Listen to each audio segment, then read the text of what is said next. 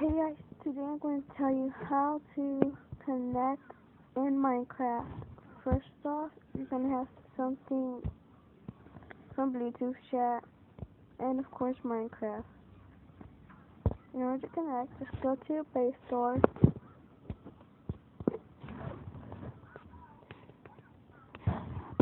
Put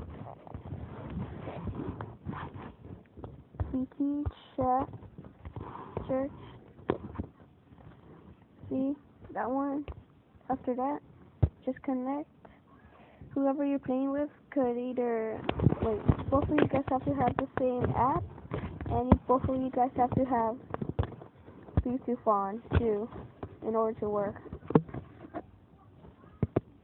And you have to choose which map you want to go.